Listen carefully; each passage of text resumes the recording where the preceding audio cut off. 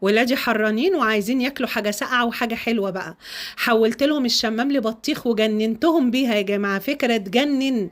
جبت هنا الشمام زي ما انتوا شايفين، شلت الدايرة اللي فوق دي، رحت مقورة وشايلة البذر منه خالص. عملت واحدة ودي التانية اهو، شايفين بشيل البذر خالص. وعملت واحدة تالتة، يعني من كتر ما الوصفة دي حلوة وعجبتهم ورطبت على قلبهم عملت لهم منها 3 مش واحدة. يلا بينا بقى كده. رحت جايبة كزرولة هنزل فيها بكيس من الجيلي، 3 باكو من الجيلي. هنزل عليهم بكوباية 2 من المية، 3 على كل كيس كوباية مية. هقلبهم كده، دوبهم على النار بقى.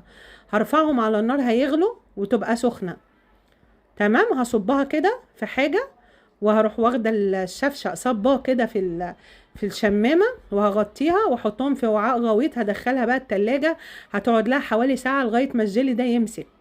هتلاقوه ايه؟ هتلاقوه بقى شمام عامل نفسه بطيخ. اضحكي عليهم وقولي لهم انا فتحت الشمامه لقيتها بطيخه، هيفرحوا بيها قوي. بجد فكره تجنن، هتفرح الولاد قوي، هترتب على قلبهم، طعمها حلو قوي. بصوا شكلها عامل ازاي. ما تنسوش تصلوا على الرسول حبايبي لو وصلتوا لغايه هنا. ما تنسوش تعملوا لي كومنت حلو زيكم، ولايك وشير للفيديو. جربوها يلا.